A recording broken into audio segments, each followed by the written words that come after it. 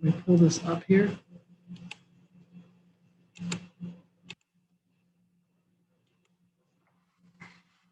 You can do this. You kind of go in there and this thing.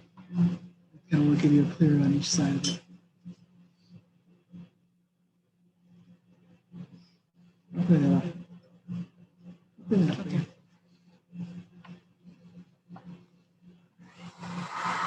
But we're going to probably have to stop and pause so we can actually dissect instead of dissecting it on the screen. Oh, yeah, yeah. That's what I figured we'd do. Just get myself back in the camera here.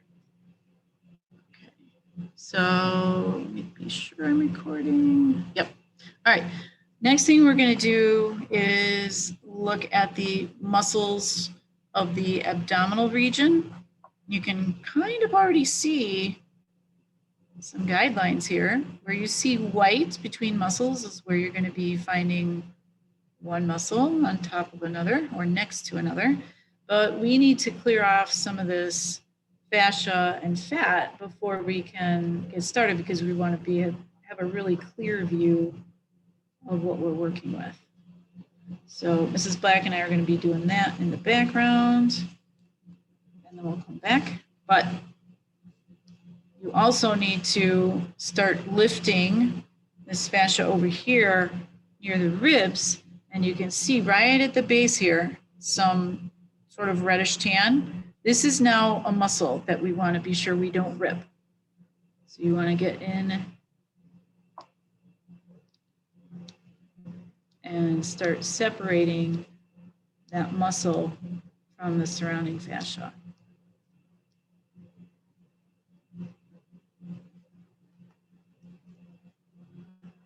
Like that. Okay.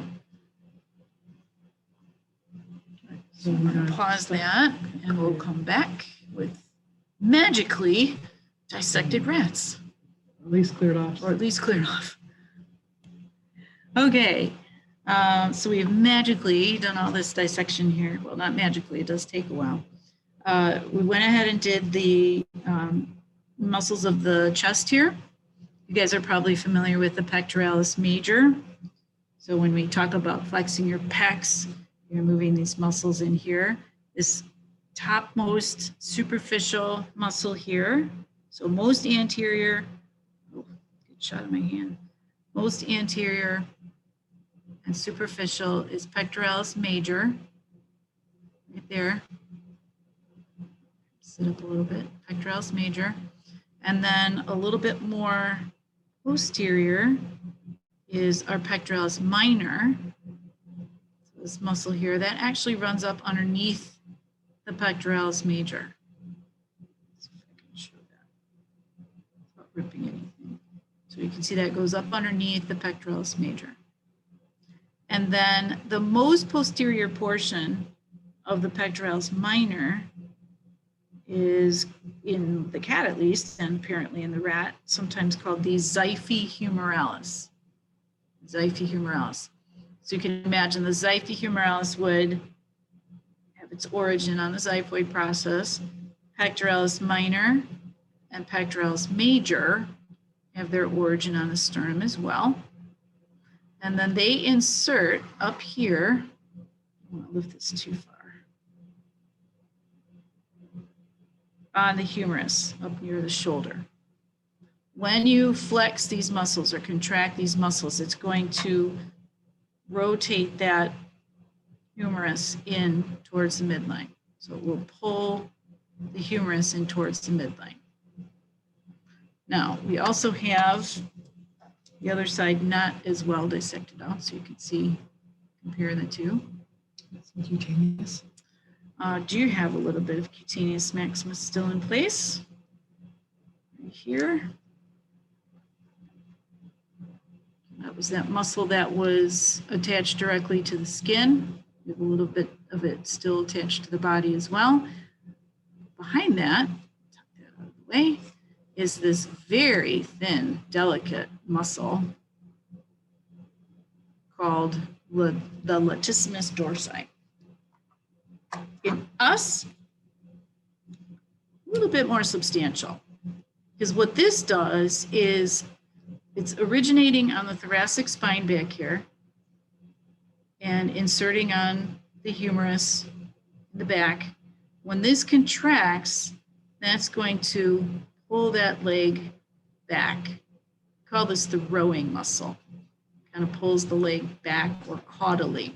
In us, because we use our forelimbs quite a bit more, this is usually a lot more well-developed, thicker muscle, otherwise known as the lats in the human. So this is latissimus dorsi, right here. And then you have serratus ventralis ready to go. This. Mm-hmm.